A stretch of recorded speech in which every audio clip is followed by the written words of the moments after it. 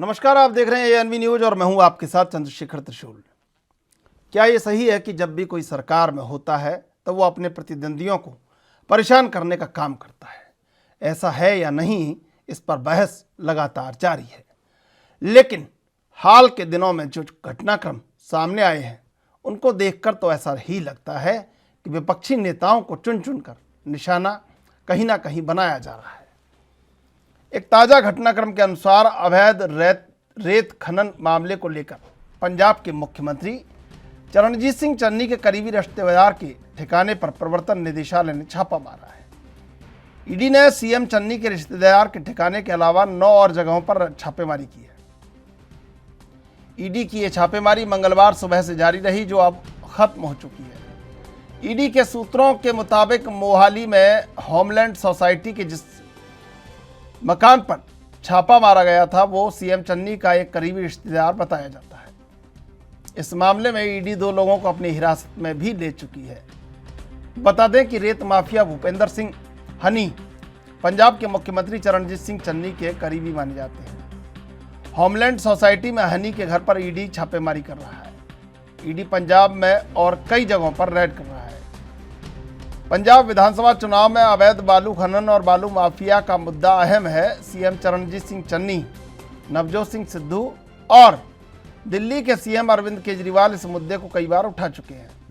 नवजोत सिंह सिद्धू ने तो बालू का रेट तय करने का वायदा भी किया है।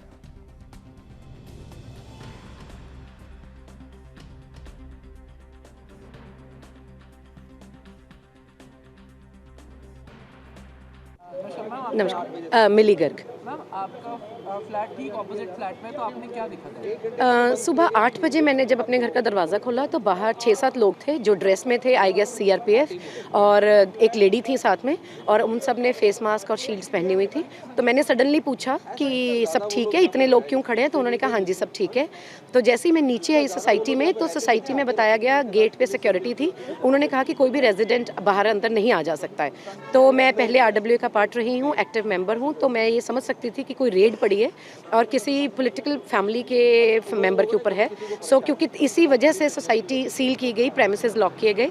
कोई परेशानी नहीं थी, बस रेजिडेंट्स को कहा गया कि कोई बाहर अंदर नहीं जाएगा। आप उनके पड़ोसियों को, ये फ्लैट में कौन रह रहा है और कितने टाइम से रह रहे हैं? ये फ्लैट रेंट पे है और इनफैक्ट इसकी केवाईसी मेरे पास ही आई थी, किसी अर्शदीप के नाम से थी। लेकिन जो अब रह रहे हैं वो अर्शदीप नहीं है, कोई और हैं, रेंट पे हैं और काफ़ी देर से है, मेरे ख्याल से 7 से 8 महीने हो गए होंगे। और मैंने यहाँ पे ज़्यादातर मेन को आते देखा है, जैसे 25 से 30 साल के लड़के, काफ़ी अच्छी हेल्थ के लंबे लड़के, काफ़ी यहाँ पे हलचल रहती है इस फ्लैट में। मैं होमलैंड हाइट्स का सेक्रेटरी हूँ और सुबह 8 बजे से ये रेड स्टार्ट हुई है। सीआरपीएफ और ईडी की टीम है। सर, आपको क्या इन्फॉर्म किया गया था? नहीं, हमें सिर्फ यही बताया गया कि हमें T553 में जाना है, इससे ज़्यादा कुछ इन्फॉर्म नहीं किया गया। सर, ये अभी फ्लैट है किसका और क्या ये उनका अपना फ्लैट है? नहीं, वो लोग यहाँ पे रेंट पे रहते हैं। हाँ सर, फ्लैट किसका है, किस नाम? ये डिटेल मुझे चेक करनी पड़ेगी, ऐसे मुझे याद नहीं है, बट उनका नहीं है। कितने बंदे आए थे? 4 से 5 सीआरपीएफ के लोग हैं और इतने ही लोग ईडी की टीम। सर, रेंट पे कौन रह रहा है वहाँ पे? भूपेंद्र जी, हाँ, टावर 553। पंजाब में रेत माफिया को ख़त्म करने के लिए ईडी की तरफ से आज एक बहुत बड़ी प्रक्रिया शुरू कर दी है। पंजाब, दिल्ली, हिमाचल, अलग अलग शहरों में आज ईडी की रेड की जा रही है और सैंड माफिया के द्वारा जो 2 नंबर में पैसा इकट्ठा किया गया था उसको लेके रेड की जा रही है। अभी हम खड़े हैं होमलैंड सोसाइटी मोहाली में।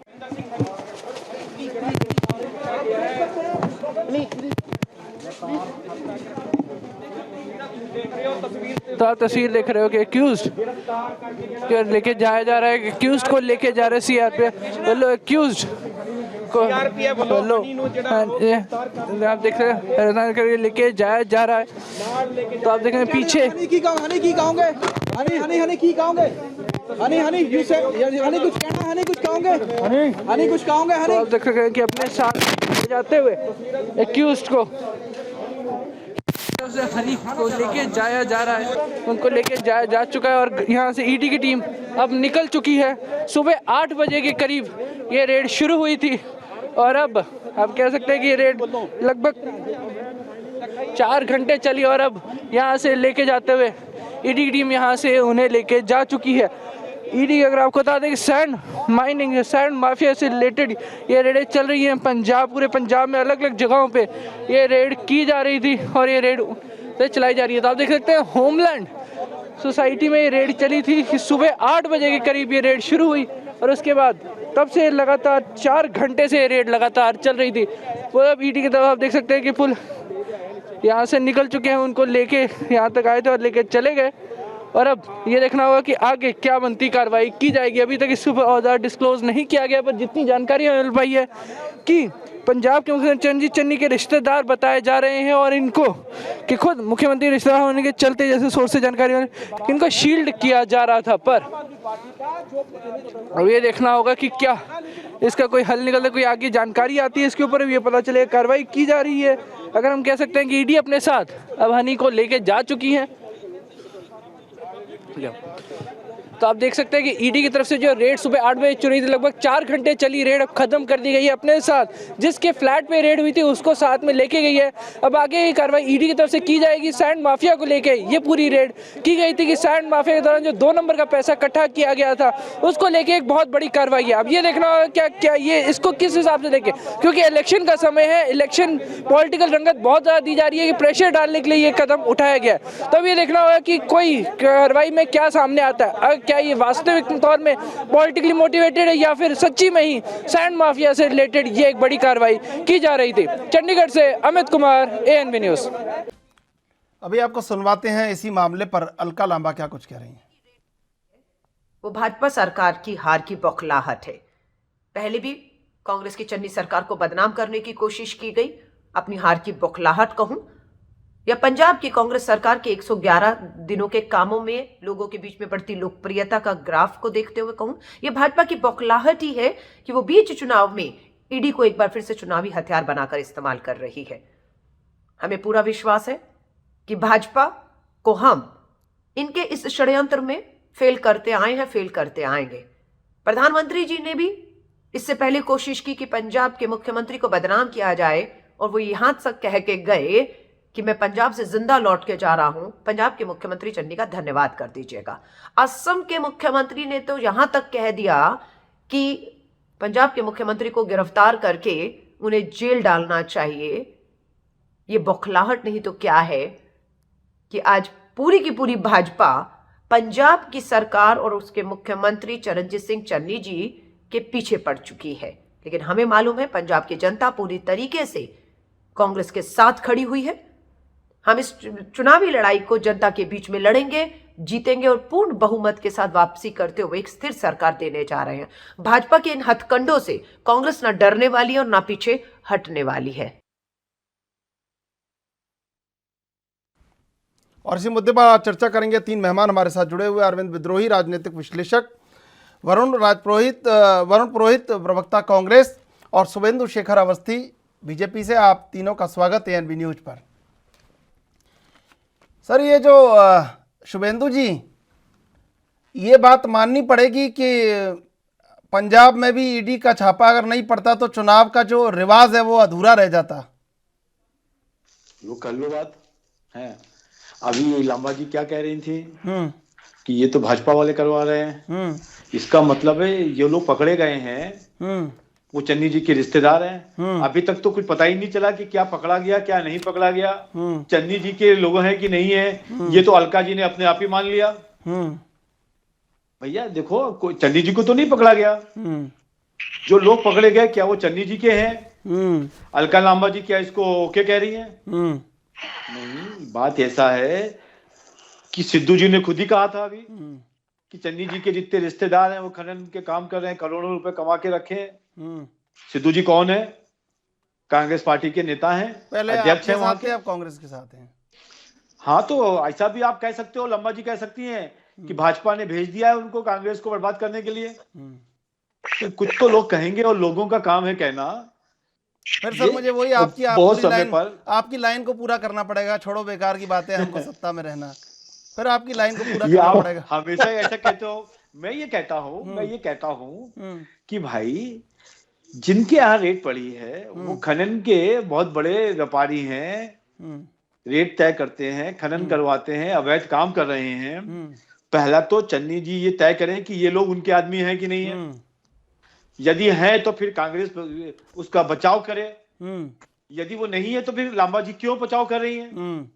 दूसरी चीज, ये तो जो शिकायत करी है, आज हमको किसी ने बताया, आज सुबह सुबह आपका चैनल पे आने से पहले, कि सिद्धू जी ने कंप्लेंट करी है कि इनके यहाँ डाका डालो, मतलब ईडी का और उनका, तो बहुत पैसा मिलेगा। तो मेरे ख्याल से शायद सिद्धू जी ने रिपोर्ट करी हो। तो ये सब चीजों पे विचार नहीं करना चाहिए। जो चीजें हैं, यदि आपके घर में 10 करोड़ रुपए रखा हुआ है, अरे यूपी में देखो ना, इत्र व्यापारी के घर पे जो साइकिल मोटरसाइकिल से चलता हो, 285 करोड़ रुपए निकल गए। तो अब फिर बाद में कहते हैं भैया ये पैसा हमारा नहीं है। पहले रो रहे थे, अभी पता नहीं जब पैसा निकलेगा।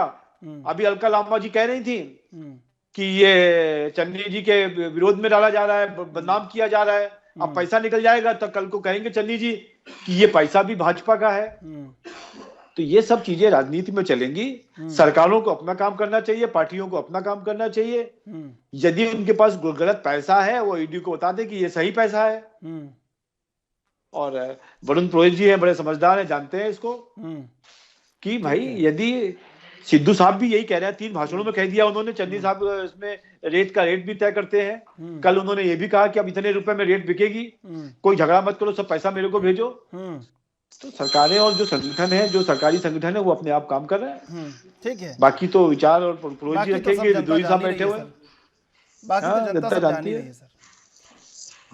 वरुण जी, आपसे जानना चाहेंगे कि ये जो अशोक गहलोत हैं राजस्थान के मुख्यमंत्री, और उसी नक्शे कदम पर चरणजीत सिंह चन्नी हैं, बड़े अच्छे और परफेक्ट शॉट मारते हैं, और शॉट ऐसे मारते हैं कि जो लगे कि हाँ ये शॉट है। और शायद इसी का नतीजा है कि अब ईडी के जो रंग हैं वो चुनाव के संग हो गए, या चुनाव के जो रंग है वो ईडी के संग हो गए हैं, और अधूरा रह जाता ये रस्मो रिवाज चुनाव का अगर ईडी नहीं पहुंचती तो। लगता है आपको? बहुत बढ़िया बात कही चंद्रशेखर जी, दिल खुश कर दिया आपने। रस्मो रिवाज में जोड़ दिया, भारतीय जनता पार्टी की कल्चर में आपने इस चीज को जोड़ दिया, मजा आ गया। राजनीतिक अच्छा, कांग्रेस के समय नहीं हुआ। मैं बीच में आप बोल लो, मैं चुप हो जाऊं। राजनीतिक जो द्वेषता की परिपाटी आपने प्रारंभ की है, आपने महाराष्ट्र में शरद पवार जी को नोटिस किया, पूरी तरह हारे। आपने बंगाल में ममता दीदी और दीदी के पीछे पड़े, आप पूरी तरह हारे। आप पंजाब में करना, उत्तर प्रदेश में करा, अब आप पैसा निकल रहा नहीं निकल रहा। आप मुझे बताइए, चुनाव के टाइम में निकलता है क्या? अभी तो सीबीआई इनकम टैक्स रास्ते में होगी गई, वो तो हवा भरा रही होगी, टायरों में अपनी गाड़ी में पहुंच रही होगी। वो पूरी रस्में तो पूरी करेंगे ये। मैं इनको ये समझाना चाह रहा हूँ, विद्वान है, अवस्थी की तो पुराने आदमी, अटल जी अडवाणी जी के युग के लोग हैं। मैं कह रहा हूँ आप 310 लाए हो, आप यंग हो, उम्र में यंग हो, लेकिन आप भारतीय जनता पार्टी तो 7.5 साल में थोड़ी आए हो, पहले से हो। तो मैं ये कह रहा हूँ कि जो आप ये जो परिपाटी प्रारंभ कर रहे हो, आपके पास 300 सीटें प्लस सीटें कांग्रेस आप जनता ने आपको दी, या आपने ली, बालाकोट पठानकोट जो भी किया, आज की तारीख में संसद में आपकी मेजोरिटी है। आप बजाय जनता के काम करने के, आप ऐसी हरकतें करके कैसे जीतोगे? आप खुद बताओ। आप जनता को उत्तेजित करोगे, चुनाव के टाइम दलित मुख्यमंत्री के पीछे पड़ोगे। देखिए, त्रिशूल जी शुरू में जब चन्नी जी को बनाया गया था, लोगों की समझ में नहीं था ये मुख्यमंत्री में सिद्ध कर पाएंगे कि नहीं मुख्यमंत्री का अपना चेहरा। आज चन्नी ने जो है एक सबसे पॉपुलर फेस जो इंडिया के मुख्यमंत्री में, उसमें आपने भी अशोक गहलोत जी से उनको कंपेयर कर दिया, जो 3 बार के मुख्यमंत्री। नहीं सर, उनके दाव उनके बड़े पक्के हैं, बड़े पक्के दाव खेलते हैं, और बड़े मजे हुए खिलाड़ी हैं। बनाया नहीं कैप्टन, बड़े लंबे समय तक इंतजार करते रहे, लेकिन दाव ऐसा उठा के खेलते हैं, परफेक्ट शॉट जाता है एकदम, जितने मीटर का शॉट चाहिए उतने मीटर का ही जाता है। शॉट मारने वाला प्लेयर हो गया ना, बढ़िया शानदार प्लेयर हो गया। उससे वहां कुछ है नहीं। सरदारों से, सिखों से, किसानों से तरह फ्रस्ट्रेटेड हो रखे हैं। इसलिए बार बार ये पंजाब, मैंने पिछली डिबेट में भी कहा था, भाई आप पंजाबियों को मत छेड़ो, आप दूरगामी परिणाम नहीं, बड़ा शॉर्ट परिणाम दे देते हैं पंजाबी। इसलिए जो है आप अपनी पॉपुलरिटी जनता से काम करके जीती है। आप जो पॉलिटिकल वेंडेटा से काम कर रहे हो, ये गलत है। अब रही बात रेत खनन माफिया की, रेत खनन आप जैसे होता है, त्रिशूल जी आप तो मुझसे ज्यादा जानते, झारखंड में, बिहार में, मध्य प्रदेश, पिछली राजस्थान की सरकार में कौन मुख्य खनन का आपको भी पता है। अब मध्य प्रदेश में ये शिवराज सिंह जी, मैं किसी पे एलिगेशन नहीं लगा रहा हूँ, किसी की भी सरकार हो, शिवराज जी की चौहान के दौरान आपने देखा होगा कितने अधिकारियों रेत पार्टी से कुचल कुचल। ये तो खुला व्यापार। पिछली बार भी जब शिवराज चौहान इसीलिए आ रहे थे तो कांग्रेस के विधायक तोड़ मुख्यमंत्री बन गए ये लोग, बाकी इसीलिए आ रहे थे। खनन माफिया का ही सारा मुद्दा था वहां भी मध्य प्रदेश में। इनको ये सोचना चाहिए, सीबीआई, इनकम टैक्स, ईडी आपके प्रकोष्ठ के संयोजक नहीं है। आपके ऑलरेडी आपके पास प्रकोष्ठ है, उन्हीं को काम में ले लो, कार्यकर्ताओं को काम में ले लो। अब जनता का आपने डर खोल दिया शुभेंदु जी, आम जनता से डरना। अब आप सब्जी वाला रोहित जी ये बताओ कि जो आदमी के यहाँ रेट हुआ है वो आपका आदमी है कांग्रेस का या नहीं? सुनना नहीं चाहते हो अब जवाब पहले सीधा सीधा दो। 6 रुपए क्या, वो 4 रुपए कहां से लाया? मनी लॉन्ड्रिंग हो गई। अब आप तो उस लेवल पर आने लगे। अब अगर रेत माफिया उसने वो आरोप था तो 2018 की एफआईआर अब तक क्यों वेट कर रहे थे भाई? 8-6 महीने पहले कर रहे। और अगर सुन तो लो, मैं डैमेज करना था तो वरुण जी एक जवाब दे दो, ये खाली एक जवाब दे दो। जिसके यहाँ रेट डाली है हनी सिंह जी के यहाँ, वो आपके पार्टी के आदमी है या नहीं है? ये जवाब दे दो यार। साहब नहीं है, भूपेंद्र सिंह हनी है सर। मैं आपको बता दूं जानकारी, हनी, वो भूपेंद्र सिंह हनी जो है वो आपके पार्टी के हैं या नहीं? हनी सिंह के रेट डालोगे तो सर, हनी सिंह के रेट डालोगे तो अलका लांबा जी की बात कर रहे थे बार बार। अलका लांबा जी ने एक्सेप्ट नहीं किया है, उन्होंने इस बात को क्लियर किया है। ठीक है, मैं आ रहा हूँ वरुण जी। और आप ही आरोप कर रहे हो सारा खेल। वरुण जी मैं आ रहा हूँ, वरुण जी, भूपेंद्र हनी, वरुण जी मैं आ रहा हूँ, वरुण जी आ रहा हूँ मैं। अरविंद जी, आपका बड़ा लंबा अनुभव है, कई मुख्यमंत्रियों को देखा है आपने, उनकी कार्यशैली को देखा है। मैं ऐसे आपसे पूछ रहा हूँ, जैसा पिछले काफ़ी समय से जब से सीएम चरणजीत सिंह चन्नी बने हैं और जो शॉट खेल रहे हैं, आपको लगता नहीं है बड़े माहिर और बड़े मजे हुए खिलाड़ी की तरह खेल रहे हैं राजनीति की पिच पर? हाँ बिल्कुल बिल्कुल। चन्नी को तो जब कांग्रेस ने टिकट नहीं दिया था शुरुआती दौर में, तो चन्नी अपने काम पर, अपनी छवि से, अपनी कर्मठता से निर्दलीय विधायक जीत करके आए थे। तो चन्नी की राजनीति कांग्रेस के पोषित नहीं है, और कांग्रेस को कैप्टन अमरिंदर सिंह से और सिद्धू से निजात पाने के लिए एक अच्छे व्यक्ति की जरूरत थी, एक युवा की जरूरत थी। उसके लिए चरणजीत सिंह चन्नी सबसे उपयुक्त लगे। भारतीय जनता पार्टी से ज्यादा डेंट चन्नी की छवि को लगाने का काम पंजाब के कांग्रेस के अध्यक्ष सिद्धू कर रहे हैं। सिद्धू लगातार नाखुश है। अभी कल जो कांग्रेस की तरफ से एक वीडियो भी जारी किया गया, उससे भी सिद्धू के समर्थकों को नाराजगी है, वो कह रहे हैं आधिकारिक नहीं है। तो कांग्रेस के साथियों को ये समझना पड़ेगा कि जो आपके जमीनी कार्यकर्ता है, कहीं से निकल करके आ रहे हैं, उनको पंजाब में खासकर उनको सबसे ज्यादा नुकसान अगर कोई कर रहा है तो कांग्रेस के ही लोग कर रहे हैं, मुख्यमंत्री पद की रेस की दौड़। तो इससे निजात पाना कांग्रेस आला कमान का काम है, कांग्रेस के साथियों का काम है। जी ठीक है। शुभेंदु जी देखिए, जी बताओ। देखिए, अरे सर ऐसे क्या, मतलब आपने आलाप छेड़ दिया, बताओ। आपने पूरा आलाप में पूछा है, बताओ। इसका मतलब आप परेशान हो जाते हैं। सवाल तो सर पूछते हैं आपको, आप आलाप में बताएं, चाहे राग में गा के बताएं, चाहे छंदों में बताएं, चाहे चौपाई में बताएं, सवाल तो सर देना पड़ेगा, जवाब तो आपको ही। और कौन देगा जवाब सर? और जवाब के लिए ही बैठे हैं, प्रश्न पूछते हैं। और शुभेंदु जी, प्रश्न उठना अलग बात है, गुबार उठना अलग बात है। और कई बार विपक्ष में कोई काम अच्छा कर रहा हो या उसकी लोकप्रियता बढ़ रही हो और उसको सुनना और उसको आत्मसात करना, ये भी एक अलग बात है। देखिए, अशोक गहलोत एक ऐसे बजे हुए खिलाड़ी हैं कि केंद्र से कोई गेंद उनके पाले में आती है तो उछाल के गेंद की तरफ फेंक देते हैं। ये बड़ा लंबा अनुभव रहा। चाहे अब कांग्रेस से गेंद आए, ऐसा नहीं है, जो गेंद 10 जनपद से आई वो भी उनने वहीं फेंक दी उठा के वापस। मैं बहुत साफ गोई से कह रहा हूं, ठीक है। अब उस कैडर में, उस श्रेणी में अगर किसी मुख्यमंत्री को इस समय देखा जा रहा है तो वो अकेले जो नई जो एक मुख्यमंत्रियों की आई है एक कतार, उसमें सीएम चरणजीत सिंह चन्नी ऐसे मजे हुए खिलाड़ी साबित हो रहे हैं। कोई गेंद आपकी तरफ से, केंद्र से कहीं उधर आती है, इधर से वो आपकी तरफ उछाल देते हैं। तो एक कहीं ना कहीं बैलेंस बनाए हुए हैं और खेल रहे हैं बराबर। तो ये कैसा लग रहा है आपको?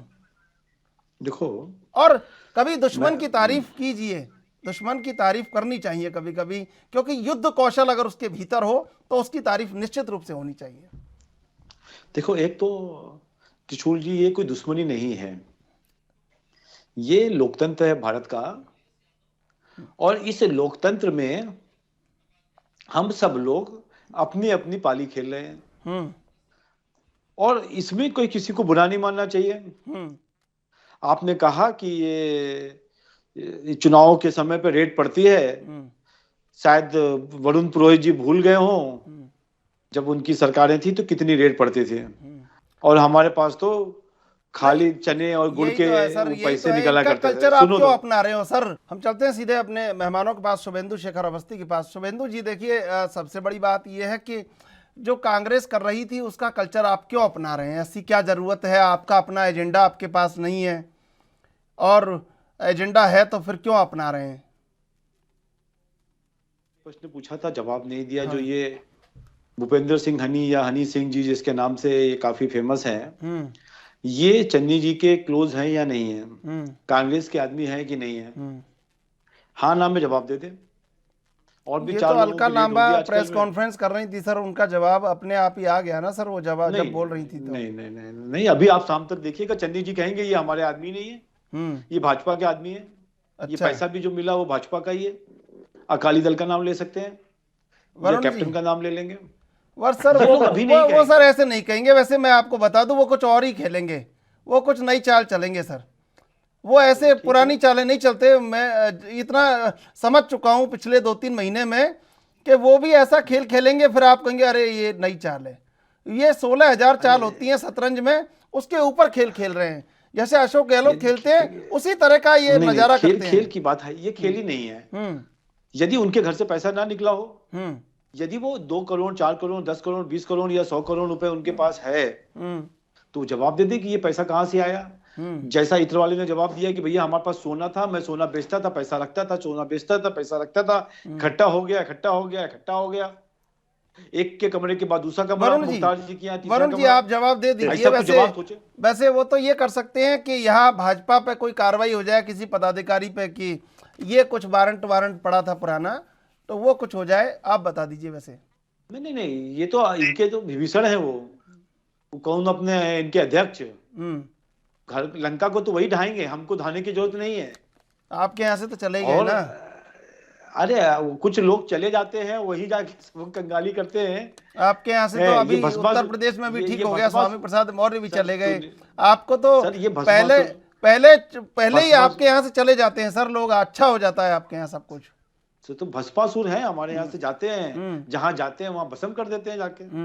जी वरुण जी, ये तो खुद ही मान रहे हैं कि हम भस्मासुर को भेज रहे हैं हमारी पार्टी से। देखिए 5 साल इनकी पार्टी में कोई रहता है हो जाता है, जब निकल के जाता है वो असुर बन जाता है। ये असुरी मानसिकता जो है इनकी पार्टी की 7.5 साल से, ये राक्षसी मनोवृत्ति जो है, ये देखिए देश को तबाह कर दिया, आर्थिक रूप से, मानसिक रूप से, शारीरिक रूप से। आम जवाब दे दो। हमारा जवाब, आपका आदमी है नहीं हनी सिंह जी, नहीं चाहते हो। आपने ईश्वर असुर की बात, देवताओं असुरों की बात करी, तो करें देवताओं असुरों का ही। आप जो असुर, आपकी देखो पक्के ब्राह्मण आदमी हो, आप सब पूरी वेद बता दोगे। मैं तो खाली ये बोल रहा हूँ, भूपेंद्र सिंह हनी आप भी कांग्रेस के हैं या नहीं है? चन्नी के क्लोज है कि नहीं है? चन्नी का पैसा वहां रखा जाता है कि नहीं रखा जाता? आपसे रिलेटेड है कि नहीं है? तो चंद्रशेखर जी इनको सब कुछ मालूम है, सारा प्लान इन्होंने खोल के रख दिया टीवी के ऊपर। इनको पहले ही पता है कि चन्नी के रिश्तेदार इतना पैसा है, क्या ईडी ने खुलासा नहीं किया, इन्होंने कर दिया। इसका मतलब है वेल प्लान्ड सारा कार्रवाई करते हैं। अभी इनकम टैक्स की करेंगे, करेंगे, 3 तो सारे ही हैं आपके पास। अब फिर बालाकोट, पठानकोट, फलाना कोट, डिमका कोट करोगे आप। भाई उत्तर प्रदेश का चुनाव नहीं रहे, पंजाब में आप पूछो नहीं। आपको नाराज होना चाहिए कैप्टन से। कैप्टन अमरिंदर सिंह आपकी रैली नहीं कर पाए, भीड़ नहीं ला पा रहे और फ्रस्ट्रेटेड हो गए, आप चन्नी के पीछे पड़ रहे हो। आप मुझे बताइए, चन्नी का मोदी जी के रिश्तेदार पे किसी पे छापा पड़ जाए, अब जितने मोदी बाहर चले गए, आप कह दो नहीं हो हमारे नहीं है, ये तो बात गलत आदमी को छापा मार दिया। हमने कोई ऐसा स्टेटमेंट दिया क्या? मोदी को भी लाएंगे, उसकी जमीनें सब कब्जा कर ली, बिल्डिंगें सब कर ली, 300 प्लस कुछ तो बोलो। आप जैसे लोग आप तो सही बोलने वाले लोग ठीक है। ठीक है, निश्चित है। वरुण जी जवाब आप रख दीजिए, फिर मैं अरविंद जी के पास जाऊंगा, तो क्योंकि बोलने नहीं विश्लेषण दे भी रहे करना हैं, उनको आवश्यक पता है रहता है। जवाब देते हैं उनके लिए प्रॉब्लम आएगी। ठीक है। मुख्यालय से फोन आ जाएगा अमित शाह जी का, तो नड्डा जी का, मुझे तो पता नहीं इनकी पार्टी। अब मैं कह रहा हूँ चन्नी का रिश्तेदार है तो खुलासा हो जाएगा, और रिश्तेदार पे आरोप कैसे लगा सकते हो? आप खुद ही तो कह देते हो वो रिश्तेदार है, तो क्या हो गया? आप इन चीजों को कह देते। अब कोई चन्नी जाति के अगर मान लीजिए तो 1 लाख आदमी है पंजाब में, तो आप सारे ही चन्नी दोषी हो गए क्या उस काम के लिए? इसलिए मैंने आपको उदाहरण दिया मोदी जी का, कि मोदी जी की जाति के कोई लोग अगर गुजरात में कोई घोटाले कर रहे हैं तो मोदी जी थोड़ी रेस्पॉन्सिबल हो गए, सारे मोदी हो गए तो भाई मोदी जी ने। ठीक है, फिर अलका लांबा को बोलना नहीं चाहिए था, एक पैसा कौन सा मिला पहले बोलना नहीं चाहिए था। ईडी को आप खुलासा चन्नी जी के रिश्तेदार नहीं है तो ठीक है, पहले खुलासा नहीं लगी तो चलिए मैं आ रहा हूँ। किसी अधिकारी का वक्तव्य ही नहीं आया कि पैसा मिला, आपने कैसे खुलासा कर दिया टीवी पे? ये बताइए आप कि वहां मिला पैसा? मैं तो नहीं, अलका लांबा जी ने खोला, अलका लांबा ने बोला ही नहीं। अभी आपके चैनल पे क्या आप चन्नी को बदनाम अलका करने? लांबा जी ने बोला, अलका लांबा ने कब बोला कि पैसा मिला? आपको तो हमने तो मिला पैसा मिला, हमने तो कहा 1 करोड़ 2 करोड़ 5 करोड़ 100 करोड़ जितना भी मिले, हमने तो बोला नहीं। मिले हाइपोथेटिकल क्वेश्चन मिले, आपके दिमाग में हो गया है कि कल को कहते मैंने कपड़े सिलाए वरुण मोदी जी के यहाँ से वरुण लिए। जी, श्वेतु जी, वरुण वरुण जी, आप मिला ही नहीं है, वरुण जी, ईडी ने भी कोई वक्तव्य जारी नहीं किया, आपने कैसे कह दिया? अरे वरुण जी, पैसा मिला नहीं मिला गुस्सा होना चाहिए, पैसा नहीं मिला है, वो अभी ईडी गिरफ्तार करके ले गई है, आप क्यों गुस्सा हो रहे हैं? नेतृत्व देती है एनएसआई की हमारी। आज वरुण जी गुस्से में है, चाय वाय पियो। ठीक है, ये लो अरविंद जी इनके ठीक है, आ रहा हूं मैं, वरुण जी आ रहा हूं मैं। अरविंद जी, जी ऐसा तो नहीं है कि कोई राजनीति में ये कहा जाता है कि चर्चा पर्चा खर्चा ये बहुत आवश्यक है, तो कहीं ऐसा हो कि भाई चर्चा तो कुछ चले कम से कम पंजाब में, तो ये छापाई पड़ जाए, आज छापाई पड़ जाए तो कम से कम एक रवायत तो आगे बढ़ेगी चुनाव प्रचार की। ऐसा तो नहीं है कुछ कि वाकई में छापा पड़ा है? गंभीरता बताइए आप, छापे की कितनी गंभीरता है? चंद्रशेखर जी, एक बात सभी राजनीतिक दलों के साथियों को समझनी चाहिए कि जो हम लोग 2 साल पिछला 2019 के बाद कोविड-19 का संक्रमण झेल रहे हैं, जिसके कारण निश्चित रूप से कम से कम 80% लोग ऐसे हैं, आबादी ऐसी है जिसको आर्थिक दिक्कतों का सामना करना पड़ा है, जिसकी जितनी आमदनी थी वो आमदनी कम हुई है। समझदार लोगों ने अपने खर्चे कम कर लिए, इसलिए वो परेशान नहीं हुए।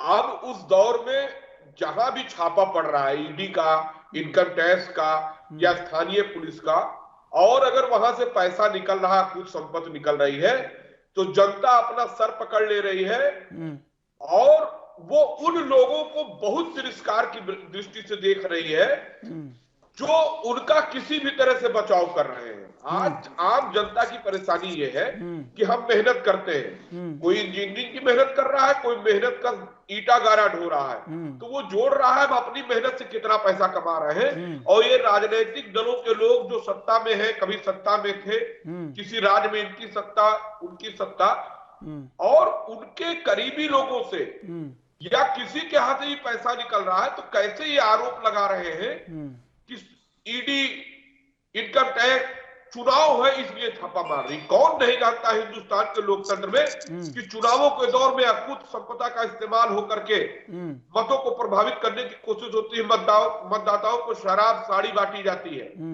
कौन नहीं जानता है कि जो इलेक्शन कमीशन है, इलेक्शन कमीशन के कहे अनुसार जो उसकी गाइडलाइन है, अगर उतना पैसा खर्च करने की बात हो तो चुनाव में प्रत्याशियों की एक रैली बड़े नेताओं की कराना असंभव है, जितने पैसे का धन बल का प्रयोग पिछले चुनावों में हुआ है।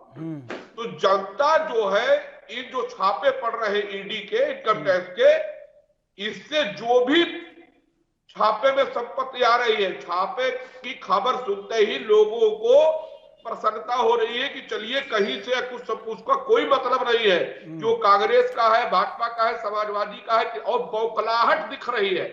जो लोग भी इन छापों के विरोध में किसी भी प्रकार से बोल रहे हैं, जनता उनसे नाखुश हो रही है, समर्थक भी नाराज हो रहे हैं। आप राजनीतिक दलों को सोचना चाहिए कि लोकतंत्र में आपकी जिम्मेदारी है कि जनता के हितों की रक्षा करिए। जो राजनीतिक दल ये जान रहे हैं, और भाजपा पर उनका प्रहार भी है कि आपके शासनकाल में आर्थिक गतिविधियां कम हुई है, अपराध बढ़ा है, महंगाई बढ़ी है, तो इन जमाखोरों के पक्ष में आप कैसे खड़े हो जा रहे हैं कि ईडी की कार्रवाई चुनाव के समय में ना हो?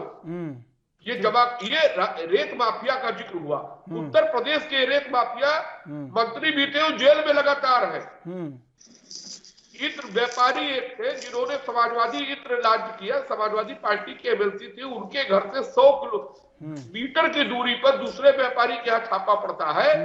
अभी ईडी ना कुछ कहती है, इनका गैस कुछ नहीं कहता है। समाजवादी पार्टी के लोग क्यों ट्वीट करने लगते हैं, और फिर 3 दिन 4 दिन के अंदर जो एमएलसी साहब होते हैं पूछताछ है, उनके यहाँ भी छापा पड़ता है, वो भी तमाम लेन देन में वो भी जब्त हो जाते हैं। तो इन कार्रवाइयों से समाजवादी पार्टी के जो जमीनी कार्यकर्ता थे, जो डॉक्टर लोहिया के मुलायम जिसके संगठन के लोग थे, वो दुखी है। वो कह रहे इतने पैसे की कल्पना तो कभी हमने नहीं किया था, तो कोई पार्टी में कमा देगा। तो ये समझना चाहिए राजनीतिक दलों के जो राजनीतिक कार्यकर्ता है, वो अपनी मेहनत से अपने मोहल्ले में वार्ड में वोट आता है और उसके पास पैसा नहीं रहता, और कोविड में नहीं रहा पैसा। तो ये जो अकूत कमाए लोग हैं, ये इतने बेदर्द थे कि जिसकी सरकारों में पैसा कमाए उसके कार्यकर्ताओं को भी मदद नहीं कर पाए कोविड-19। तो सहानुभूति कृपया मत रखिए, चुनाव को बहाना मत बनाइए, ईडी को इनकम टैक्स को काम करने दीजिए। और चुनाव के दौर में चूंकि पैसा सेटलाइज होता है, मतदाताओं को प्रभावित करने के लिए, अपने पंचायत के लिए चुनाव पैसा लोग खर्च करते हैं। इसलिए हर चुनाव के समय इनकम टैक्स और पुलिस को अति सख्ता बरतनी चाहिए। साथ ही साथ एक टोल फ्री नंबर भी जारी करना चाहिए, जहाँ पर कार्रवाई आयोग ने कहा है कि आप कहीं कहीं आज 50,000 रुपये से ज्यादा लेकर चुनाव आयोग को आपको बताना पड़ेगा पैसा आपके पास कहाँ आया। जो 2.5 लाख रुपये से ज्यादा आप 50,000 ट्रांजेक्शन में पैन कार्ड शुरू से लगता है, तो 50,000 रुपया किसी की गाड़ी से मिल रहा है तो क्या उसको जवाब नहीं देना पड़ेगा? नागपुर में भी बराबर हुआ। अब वो जो किसी गाड़ी में वो कह रहा है मुझे मालूम ही नहीं किसका पैसा है, तो कृपया करके एजेंसियों को काम करने के लिए चुनाव के समय लोकतंत्र के पावन पर्व को जनता के विश्वास के मत को जो लूटा जाता है पैसे के दम पर, वो न हो। ये चुनाव के समय सभी एजेंसियों को अपनी तरीका दिखानी चाहिए। देखिए अरविंद जी ने जो बात कही है, अरविंद जी की एक बात मुझे ये लगा बड़ा कि ये गौर करने लायक बात है कि संवेदनशीलता तो जो उन्होंने जाहिर की है उससे इत्तेफाक सबको रखना चाहिए, लेकिन नंबर भी जारी हो जाने चाहिए चुनाव के दौरान कि जहां भी जिसके पास भी कोई आपको कोई सूचना मिल रही है पैसे की तो वो इस नंबर पे दे दे। तो कम से कम ये एक रूपता नहीं हो कि भाई विपक्ष छापे पड़वा रहा है, सत्ता पक्ष पड़वा रहा है, कौन करवा रहा है कौन नहीं करवा रहा है। एक पारदर्शिता छापों में सामने आनी चाहिए कि एक ही तरह के लोग ना पकड़े जाएं। इसमें एक बात कहता हूं मैं कि ऑलरेडी नंबर है, ईडी का नंबर है, कंप्लेंट नंबर है, मेल है, सब कुछ है, चैटिंग में भेजिए। पुलिस का नंबर है, 100 नंबर है, बहुत सारे नंबर हैं इस तरीके के। इनकम टैक्स का नंबर है, सभी के नंबर उनकी वेबसाइट पे दिए हुए, ईमेल आईडी दिया हुआ है, और ये भी कहा गया है कि जो लोग भी भेजेंगे उनका नाम बिल्कुल उस पे रखा जाएगा। और उनकी बातों से मैं बिल्कुल 100% एग्री हूं कि भाई जब ये इलेक्शन आता है तो बहुत पैसा सरफेस होता है, पहले गोदाउन के अंदर भरा होता है कुएं के नीचे, और बाद में कुएं के ऊपर आ जाता है।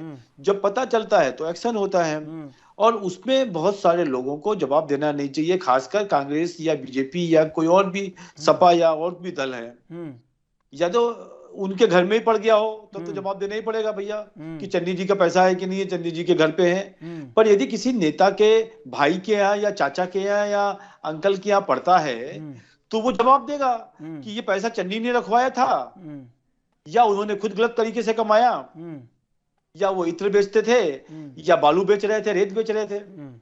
हम लोगों को इस बड़े टीवी चैनल पर अलका लांबा जी की तरह इस तरीके से नहीं बोलना चाहिए कि बीजेपी करवा रही है। अरे भाई कल को पैसा नहीं निकले उनके। मैं आ रहा हूँ वरुण जी, आ रहा हूँ आपके पास। वरुण जी आ रहे हैं आपके पास भाई, इसके बाद आप ही के पास आएंगे। यदि वो पैसा चन्नी जी का नहीं है और उस आदमी ने गलत, हमारा भी कोई रिश्तेदार है गलत काम करेगा तो हमको जेल क्यों भेजा जाएगा? हनी सिंह जी को भेजा जाएगा। तो इसलिए वरुण जी को भी नाराज होने की जरूरत नहीं है। ठीक है, वो अखिलेश जी को भी नाराज होने की जरूरत नहीं वरुण है। जी जो और अखिलेश जी ने कहा, वरुण जी जो पक्ष रखा है अरविंद विद्रोही जी ने, उससे आप कितना इत्तेफाक रखते हैं, जो पक्ष जाहिर किया है उससे, और उसमें पारदर्शिता कैसे हो, इसी के लिए मैं आपसे सवाल पूछ रहा हूँ। अरविंद जी ने, विद्रोही जी ने जो पक्ष रखा है वो खुद का पक्ष ही उनका पारदर्शी नहीं है। उन्हें भारतीय जनता पार्टी में तो कोई दोष ही नजर नहीं आया। भारतीय जनता पार्टी की जहाँ सरकार है वहां कोई इनको दोष नजर नहीं आया। मनी लॉन्ड्रिंग, मनी सरफेसिंग खाली कांग्रेस और विपक्षी पार्टियां कर रही है। भारतीय जनता पार्टी तो झुंझुना लेके चुनाव लड़ रही है। या योगी वो आपका पार्टी का पैसा है, आपकी क्या रेड हुई है, आपके कार्यालय में रेड हुई है। शुभेंदु जी, नहीं देंगे थे, सुन लीजिए ये फिर इन्हीं से बुलवाने आपसे। ठीक है, बताइए। आप ही बोल रहा, वरुण जी नाराज, वरुण जी तो मुस्कुरा रहा है। पूरे चैनल की आप देख लीजिए, मैं तो शुरू से हंस रहा हूँ, मुस्कुरा रहा हूँ, आपको टेंशन हो जाती है। हाँ, वरुण जी, मैं भी मुस्कुरा रहा हूँ। वरुण जी बोलिए, आप टेंशन में क्यों आ रहे? ठीक है, मैं कह रहा हूँ कि भारतीय जनता पार्टी की तो फ्री में हो जाती है रैलियां, उनके पास तो फ्री में पेट्रोल आ जाता है गाड़ियों में, फ्री में टेंट तंबू सब रेडी हो जाते हैं, फ्री में एलईडी लग जाते हैं, बिहार चुनाव में लाख लाख एलईडी। ये चीज जो है ना, ये पारदर्शिता, जब हम टीवी पे बैठते हैं सबसे पहले तो पारदर्शिता ये होनी चाहिए कि अगर आप इक्वल स्टैंडिंग कर रहे हो तो सारे दलों की कहो, नहीं तो भारतीय जनता पार्टी को तो आप बिल्कुल क्लीन कर दो और बाकी 10 दलों को आप आरोपित करो। ये चीज सबसे गलत है। सबसे पहले टीवी चैनल से शुरुआत होनी चाहिए। जितने डिबेटर्स हो उनमें पारदर्शिता होनी चाहिए। अब मैं बार बार शुभेंदु जी की बात को इसलिए ऑब्जेक्ट कर रहा हूँ, इनके मुंह पे 2 ही नाम आ रहे हैं। एक तो सबसे पहले अलका लांबा का आता है, भाई नगर निगम चुनाव रहे, हो सकता है उस क्योंकि जोरदार लेडी है, 4 लड़के छात्र नेता रही है, इसलिए भयक्रांत हो भाई ये क्यों इतनी पॉपुलर होती जा रही है। एक चन्नी जो पॉपुलर आपने भी गई थी। अरे भाई चन्नी से परेशान नहीं है, अलका लांबा से। हनी मनी डनी जिसके पास भी निकलेगा अपने आप उगतेगा। आप क्यों परेशान हो बार बार? उसको रिश्तेदार, ये का सही कहा, यही तो हम कह रहे थे। हम तो कोई कह नहीं रहे, आप करो, हम तो कह रहे टाइमिंग। आपने शरद पवार जी को नोटिस दिया, यूपी में छापे मारे, तो क्या चुनाव के टाइम ही कंप्लीट होती है क्या फाइल जाके? मैं भी जानता हूँ इनकम टैक्स लगते हैं, साल लगता है, 10 साल लग जाते हैं, लेकिन टाइमिंग क्या करते हो? जहाँ चुनाव होता है उसी स्टेट में विपक्षी पार्टी के कोई आदमी आदमी पार्टी का आदमी है, इसलिए हम छापा उसमें गलती भी कर जाते हो यूपी की। जैसे आप सिद्धू साहब के लिए भी बोल दो थोड़ा कुछ। सिद्धू साहब के लिए तो आप ही बोला, आपका आदमी रहा इतने साल से, 12 साल तो आपकी पार्टी में था। ठीक है, तो नहीं बोलता, आपकी पार्टी का अध्यक्ष है भाई।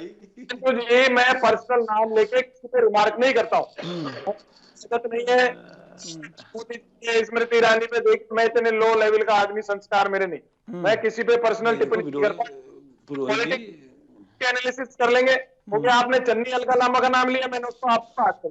दूसरे आदमी की बात मैं नहीं करता, क्योंकि अब कोई क्या कह रहा है, कोई क्या कह रहा। आपके कितने पंजाब के अध्यक्ष हैं कांग्रेस के, करते हो? आपका कोई मंत्री गोली मार दो, कह दे डैश डैश, तो आगे का शब्द इस्तेमाल नहीं करा, उसको आप प्रमोट करते हो।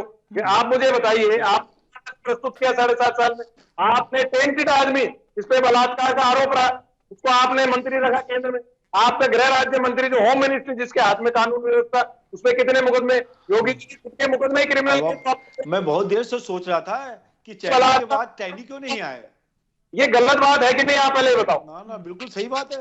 मैं तो आप यही कह रहा था, सिद्धू की बात का जवाब देने की जगह पर आप चैनी के बलात्कार का केस वापस ले आओ, गलत है कि नहीं? आप और अरविंद जी बता दें। आज कोई टेंटेड गृह राज्य मंत्री जिसपे खुद में बेटा हुआ उठाओ, आज आप कह रहे हो रिश्तेदार, तो उसका बेटा भी हो गया दोषी, फिर उनको भी इस्तीफा देना चाहिए। चन्नी कर रहे हो तो चन्नी का नहीं हो सकता? नहीं, आप देखो, चन्नी पे खुद में मुकदमे, योगी आदित्यनाथ में खुद में क्रिमिनल मुकदमे थे, खुद ने वापस ले लिए। चलिए, मैं अच्छी बात है क्या? वरुण जी, आप तो ये कर दो। वरुण जी जो बात जाहिर की है, मैं एक बार जरा अरविंद जी से पूछता हूँ। अरविंद जी, आपको क्या लगता है, ये छापों में पारदर्शिता है पूरी तरह से?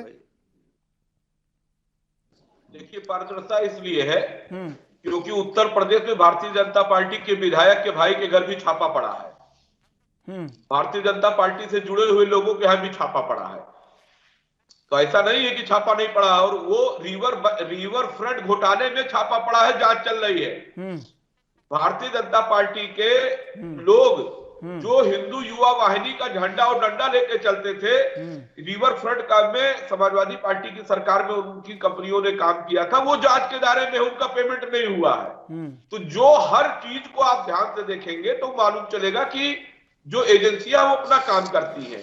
दूसरी बात, मैंने बहुत स्पष्ट रूप से कहा था कि किसी राज्य में सरकार है, कहीं कोई भी पक्ष में है, लेकिन राजनीतिक दल, मैंने किसी पार्टी का ना पक्ष लिया ना विपक्ष लिया, मैं तो जनता के पक्ष को रखने वाला एक पत्रकार हूं। डॉक्टर लोहिया के ध्वजवाहक को वैचारिक आंदोलन को लेकर चलने वाले जॉर्ज फर्नांडिस, जो जमीन पर लड़ने वाले मुलायम सिंह यादव का एक प्रशंसक हूं कि जो जमीन की पीड़ा है, गांव गरीब गुरबा की पीड़ा है, मेहनत कश की पीड़ा है, उसको कैसे पूंजीवादी व्यवस्था का पोषक बन गई लोकतंत्र में हम लुटने दें। तो आज एजेंसियां कम से कम इन धन कुबेरों के यहाँ छापा मार के इनकी बंद तिजोरी और दीवार के पीछे छुपे हुए कुछ संपदा को अगर खदाल रही है, तो गांव का एक बेटा गणेश शंकर विद्यार्थी की और भगत सिंह की परंपरा का एक लिखने वाला अरविंद विद्रोही खुश होता है कि हमारी बिल्कुल तो भगत सिंह लिख करके गए क्रांतिकारी घोषणा पत्र में कि आने वाली सरकार ऐसी ना हो कि साम्राज्यवादी और पूंजीवादी व्यवस्था का पोषक बन करके जनता के हक को लूट करके तिजोरियों में धन मुझे वो चुनाव की बेला में ही सही, कम से कम खदानी तो जारी है, दीवार तोड़ के सोना तो निकल रहा है। इन सोने पर हक गांव की जनता का है। राजनीतिक दलों के आकाओं को समझ में आना जाना है, अगर देश की तरुणाई और गांव गरीब उठ पड़ेगा, खेतों के हथियारों को वो अपनी आजादी की लड़ाई बना देगा, तो आपके होश उड़ जाएंगे। ये नाटक बंद करिए। जनता के पैसा को लूटने वाली एजेंसियां धन्यवाद की पात्र है। मैं आ रहा हूँ शुभेंदु जी से एक सवाल मैं पूछ लूं, क्योंकि अरविंद जी ने बड़ी गंभीर बात कर दी है, तो मुझे भी कुछ याद आ गया।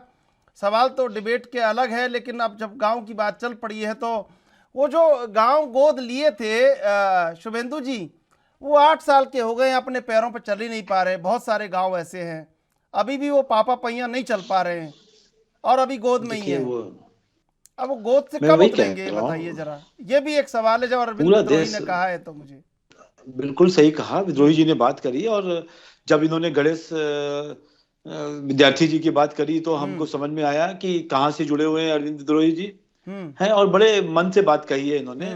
और मैं ये मानता हूं कि बहुत काम हुआ है भारत की सरकार, भारतीय जनता पार्टी की सरकार में, और बहुत काम होना भी बाकी है। ऐसा नहीं कह रहे कि सब काम हो गया है हमारा और हमने बिल्कुल पर भारत माता को परम वैभव पे पहुंचा दिया, ऐसा भी नहीं हो चुका है। हमको काम करना है और आगे भी करेंगे। और विद्रोही जी को मैं एक बात को बड़ी ईमानदारी से कहना चाहता हूँ कि विद्रोही साहब, हम सब बहुत ईमानदारी से काम कर रहे हैं भारत को आगे ले जाने के लिए, चाहे वो मोदी जी हो चाहे वो योगी जी हो। और कुछ कमियां जरूर रही होंगी हमारे यहाँ पे, और जो कमियां रही होंगी उसको आगे भी ठीक करेंगे और अच्छा करेंगे। और एक कल्पना लेके चल रहे हैं कि भारत को अपने जिंदगी, आपको अपनी जिंदगी में, अपनी लाइफ में, हमको अपनी लाइफ में, अरुण जी की लाइफ में भारत माता को यदि अपने परम वैभव पे पहुंचा देते हैं तो हमको इस जीवन का लाभ मिल जाएगा। मेरे को कोई चुनाव नहीं लड़ना, मेरे को कुछ पैसा नहीं इकट्ठा करना, मैं अपने आप में बड़ा सक्षम हूं और जिंदगी भर सक्षम रहूंगा अपने वैचारिक सिद्धांतों के कारण। ठीक है वरुण जी। वरुण जी देखिए, अभी आपने त्रिशूल जी एक बहुत बड़ा मुद्दा उठाया, जो सांसदों ने गांव गोद लिए उस बात का। वाराणसी जो सांसद हैं वाराणसी के, उन्होंने जो गांव गोद लिया 2-3 वर्ष पूर्व एक लड़की पत्रकार जो है उन्होंने छापा था कि प्रधानमंत्री द्वारा वाराणसी के सांसद द्वारा जो गांव गोद लिया है उसकी रिपोर्ट छापी। उसके ऊपर क्या हुआ, FIR दर्ज हो गई, उसका आता पता नहीं। जयपुर, ये है भारतीय लोकतंत्र का आज का चेहरा। अब अरविंद जी ने बार बार पूंजीवाद के पोषक की जो बात कही है वो पूरी इंगित करती है भारतीय जनता पार्टी की ओर। कल ही एक संस्था ने निकाला है 55 करोड़ लोगों के करीब जिनकी जो है वो 98 या 100 कितने आदमियों के पास वैभव चला गया 7.5 साल में। ये भारत माता का वैभवशाली बनाना चाहते हो आप देखिए नोटबंदी के बाद कमर तोड़ दी भारत की आर्थिकी की।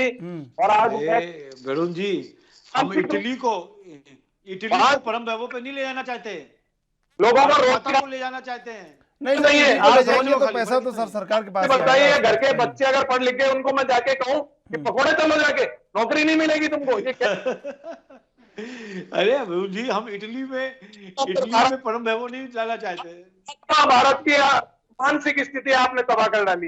एक आदमी को पूजने के लिए आप क्या भगवान का दर्जा दे सकते हो किसी आदमी को? आपने हर महादेव जी ने क्या क्या नाम लिया, मैं नहीं लिख सकता किसी निरीह मनुष्य का भगवान से कंपैरिजन करके नाम, लेकिन आप लोग ले रहे हो ऐसा बड़ा मूर्ख तंत्र। अंतहीन मूर्खता। ये बहुत बड़े राइटर त्रिशूल जी से सीनियर हैं, उन्होंने लिखा है अपने आर्टिकल्स में कि भारत में 7.5 से अंतहीन मूर्खता का दौर चल रहा है। आप इन त्रिशूल जी को, ऐसे बड़े पत्रकारों को पढ़ लोगे तो आपका वरुण जी सारा मनोबल हो जाएगा। हिमाद्री तुंग संघ से प्रबुद्ध शुद्ध भारती। नोटबंदी से आर्थिक हित अच्छी हो गई क्या? नोटबंदी से आर्थिक अच्छी हो गई क्या? वाराणसी के सांसद का गाँव सिंगापुर हो गया क्या? वाराणसी क्योटो हो गई क्या? लोगों की कैपिटल वर्ल्ड में चौथे नंबर पे आ गए।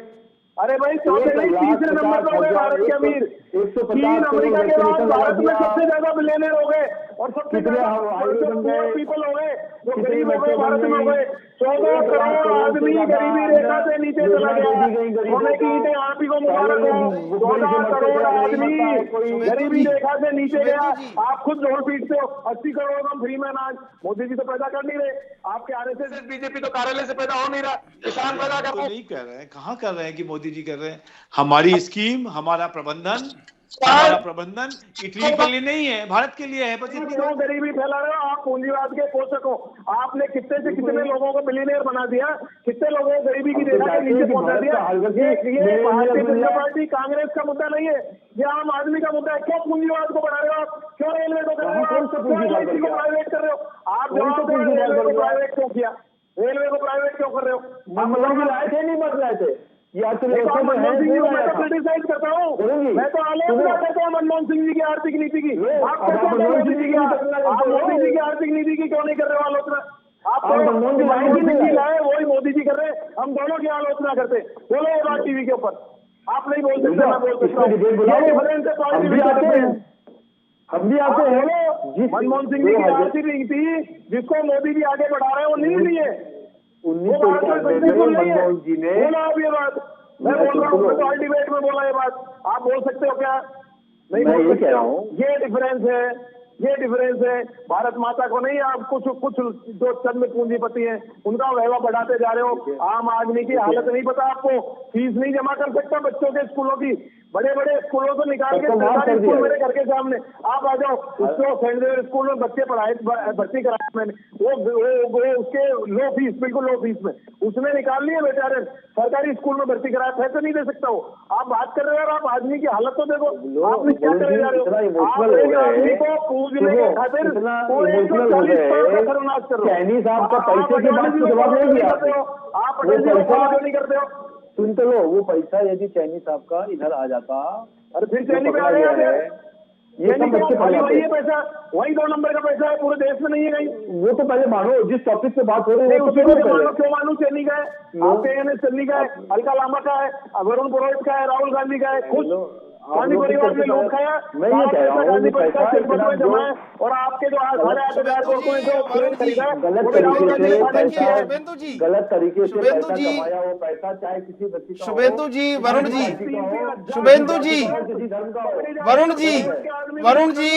वरुण जी, देखिए, देश जब भी परेशान होता है, जब पैसा निकलता है, इतना पैसा निकलता है तादाद से कि मशीनें लगानी पड़ती हैं, बक्से मंगाने पड़ते हैं, ये पैसा किसी का भी हो, लेकिन व्यथा आम आदमी को जरूर होती है कि ये कौन लोग हैं।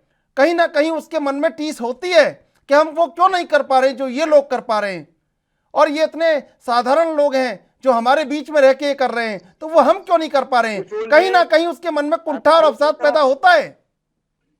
और टू इंटरप्ट, मैं कह रहा हूं क्या एक यूपी में, पंजाब में क्या 2 ही आदमी है, 4 आदमी है जिनके पास पैसा है? जगह होगा 2 नंबर का पैसा। अभी सुप्रीम कोर्ट में इन्होंने क्या कह दिया, वैक्सीनेशन का सर्टिफिकेट ही कंपलसरी नहीं है। इतने दिन से क्यों पागल बना रहे थे आम जनता को? आपको कंपलसरी है, वैक्सीनेशन कंपलसरी है, सर्टिफिकेट लेके जाइए, हर जगह एंट्री होगी, सर्टिफिकेट। आप वैक्सीनेशन पे आ जाओ। चलिए ठीक है, आप बात वरुण जी कुछ कहना चाह रहे हैं? क्या रूलिंग कर रहे हो देश को? वरुण जी, क्या रूल दे रहे हो देश को? क्या प्रशासन दे रहे हो देश को? वरुण जी, मैं आ रहा हूँ, आदमी के पास ही निकल रहा है पैसा। वरुण जी, मैं आ रहा हूँ, वरुण जी, गुस्सा मत हो। आप बताइए मुझे, वरुण जी, कितना पूरे देश में मेडिसिन का घपला हुआ है इस कोरोना काल? वरुण जी, समय कम है, मैं आ रहा हूँ। अरविंद जी, चंद्रशेखर जी, मैं यही ईडी पर इस पर एक बात कहने जा रहा हूं जो विकास से भी जुड़ी हुई है। और ये बात मेरे साथियों को अजीब लगेगी, मैं ये कहना नहीं चाहता था, कई डिबेट में मेरा कहने का मन होता था कि मैं रोक लेता था, लेकिन आज मुझे लगता है कहना चाहिए, नया साल है तो वो बात आ जानी चाहिए राजनीतिक पटल पर जो वास्तविक हो, भले ही वो मुझे भी लोग अजीब समझें। महाराष्ट्र की राजनीति में राज ठाकरे एक बड़ा नाम है। नरेंद्र मोदी की सरकार का बनाने के लिए उन्होंने सबसे पहले आवाज उठाई थी, 12 के पहले भी जब कोई नाम नहीं ले रहा था, सुषमा स्वराज जी का नाम, अडवाणी जी का चल रहा था। उन्होंने कहा गुजरात का यह मुख्यमंत्री देश का प्रधानमंत्री बनना चाहिए। राजनाथ सिंह जी अध्यक्ष थे, उन्होंने कहा खाम खा आप क्यों दे रहे हो। उसके बाद भी राज ठाकरे ने प्रधानमंत्री की चुनाव में कहा कि नहीं, नरेंद्र मोदी प्रधानमंत्री बनने चाहिए, 8-9 बुलाए। सरकार बनती है, एक पुराने मामले में, मिल के मामले में राज ठाकरे पर ईडी कार्रवाई करती है, और राज ठाकरे जैसा शख्स जब सम्मान मिलता है तो पहले सम्मान पर ही ईडी के दफ्तर जाके हाजिरी लगाता है, मनसे के कार्यकर्ताओं को कहता है कानून को काम करने दीजिए।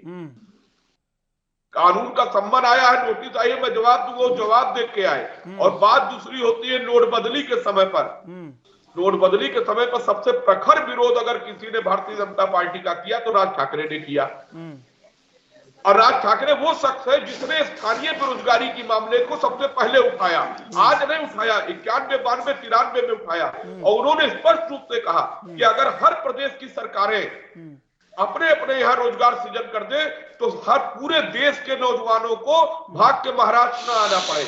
और यही नहीं, राज ठाकरे के पहले इंदिरा जी ने सदन में चिंता उठाई थी कि अगर देश के हर हिस्से का विकास नहीं होगा तो देश के कुछ राज्यों पर सारे राज्यों का बोझ पड़ेगा। स्थानीय बेरोजगारी की समस्या पर जो मौन रहते हैं लोग, सही बातें कहेंगे। आज स्थानीय बेरोजगारी को दूर करने की आवाज को 12 के बाद हम लोग लिख के उठाते रहे, उसका अच्छा परिणाम देखने को मिल रहा है सभी राज्यों में। सभी राज्यों में स्टार्टअप के माध्यम से स्मार्ट सिटी परियोजना आई, हमने विरोध किया कि इसमें ढिलाई है। राजनीतिक दलों ने तो जांच पाठ की केवल बात किया, गंगा साफ करो, डॉक्टर लोहिया, गणेश शंकर विद्यार्थी लिख के गए, अब पूरा हो रहा है। अब लोग कह रहे हैं हम भी करेंगे, हम भी करेंगे। जो बुनियादी मुद्दे हैं गाँव में पानी पीने से, नदियों को पास नहीं जा, अगर ऊपर नदी साफ हो, लोकल फॉर लोकल। सवाल बुनियादी मुद्दों पर राजनीतिक लोग सत्ता पक्ष को घेरे, जिस भी सरकार हो उसको लाइए। बिल्कुल बिल्कुल, ये गंभीरता राजनीति में बहुत आवश्यक है। अरविंद विद्रोही जी, शुभेंदु शेखर अवस्थी जी, वरुण पुरोहित जी, आप तीनों का धन्यवाद डिबेट में जुड़ने के लिए। राजनीति को वो गंभीरता बहुत आवश्यक है, भले ही छापे पड़ें, कहीं भी पड़ें, लेकिन ये पारदर्शिता होनी चाहिए कि जो छापे पड़ रहे हों वो फिर एक तरफा ना हो, और उनमें कहीं ना कहीं सच ये भी हो कि जो देश का अहित कर रहे हैं पैसा छुपाकर, उन सबकी घेरेबंदी की जानी चाहिए। बहरहाल, देश विदेश की ताज़ा तरीन खबरों के लिए आप देखते रहिए एएनबी न्यूज़।